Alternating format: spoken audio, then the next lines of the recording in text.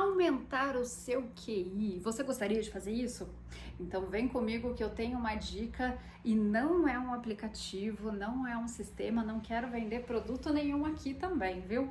O que eu quero te oferecer é informação sobre uma ferramenta preciosíssima e barata: a leitura. Pois é, gente, a leitura ela é uma ferramenta importantíssima no processo de maturação cerebral. Você sabe me dizer o que difere nós, seres humanos, de um elefante que tem 3 vezes mais neurônios do que a gente?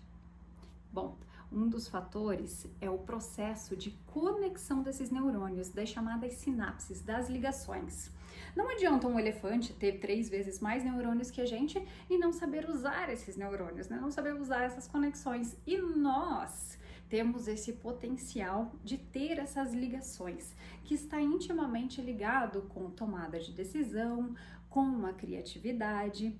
Bom, você já tomou alguma decisão, falando em decisões, que você se arrependeu depois? Pode ter sido ela instintiva, naquela hora da raiva, ou também uma decisão que você pensou bastante sobre ela e mesmo assim deu ruim?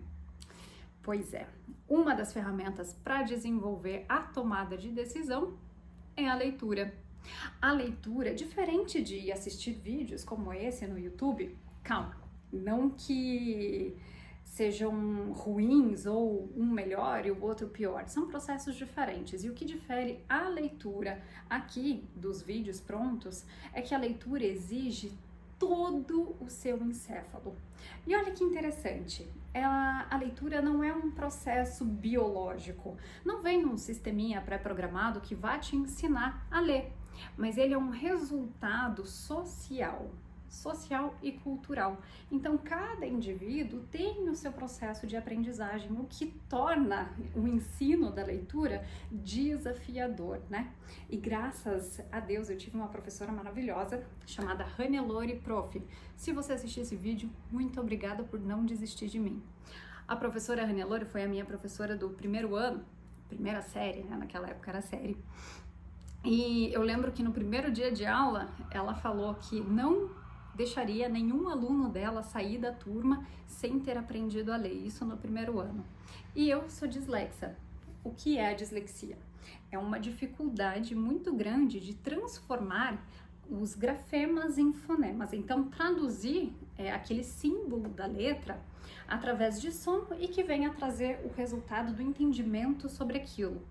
Então, eu lembro quando eu era pequenininha, minha mãe me deixava sentada, ela tinha um mercadinho, e ela me deixava sentada no chão frio de Curitiba, ali tentando ler os livrinhos.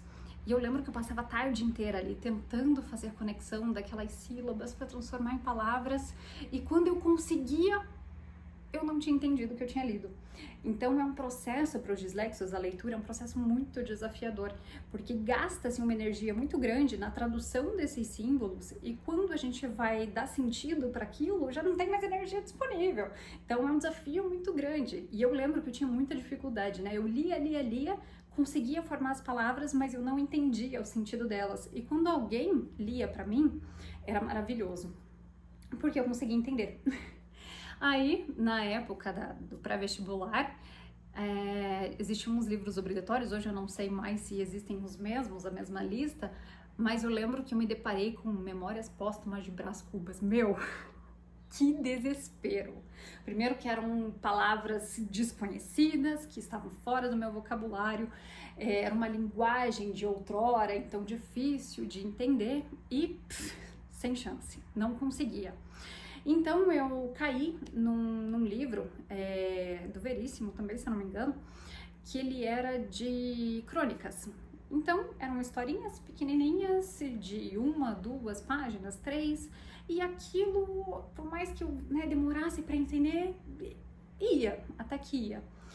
E eu usava muito depois, bem depois do advento dos aplicativos, eu usava muito um aplicativo que era 12 minutos, eu nem sei se ele existe, que era a versão resumida de livros em 12 minutos. Nem todos tinham 12 minutos, mas enfim. E aquilo me ajudava nesse processo de adquirir informações, E muito tempo depois, eu me desafiei através de uma conversa com uma amiga minha que lê muito. Falando, meu, tá, por que você não tenta? Começa com um livrinho pequeno, uma linguagem, né, mais tranquila.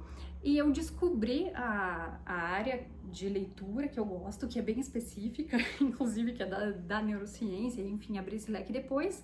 E ali eu percebi que eu conseguia ler sem me desgastar tanto e que eu conseguia manter o foco. Só que isso foi um processo gradativo, eu demorei para chegar lá, demorei para conseguir ler um livro inteiro. Mas depois ele foi se desenvolvendo e hoje eu leio em média, o ano passado foram 17 livros, tá na média dos Estados Unidos, né, foram 17. No ano anterior foram 35, então foi um ano que eu me dediquei aos estudos, né. Agora, a nível de curiosidade, só para terminar de contextualizar, o brasileiro lê em média 4 livros por ano. Em contrapartida, nós temos os Estados Unidos em primeiro lugar, com 17 livros por ano, e a Índia em segundo lugar, com 16 livros por ano. E essa pesquisa que avaliou o quanto o brasileiro lê, também constatou que 53% dos brasileiros não haviam lido nada, gente, nem um capítulo, até 3 meses antes daquela pesquisa, que foi de 2024, se eu não me engano. Então, o meu objetivo aqui é trazer de forma bem simplória, né, bem acessível também, o resumo dos livros que eu leio, e eles são de diversas áreas, são da criatividade, da neurociência, da sociobiologia, da física, da filosofia também, que eu gosto bastante, enfim, e estimular, né, incentivar você a adquirir este novo hábito, a encarar este desafio, que é o desafio da leitura. Então, vem comigo, meu nome é Sharon Mendes, sou neurobióloga. Te agradeço pelo tempo, pela atenção e te convido a seguir as minhas plataformas, né? Tanto aqui quanto no Instagram, e também a se inscrever nesse canal, compartilhar, curtir e divulgar para quem tem interesse nesses assuntos também. Obrigada!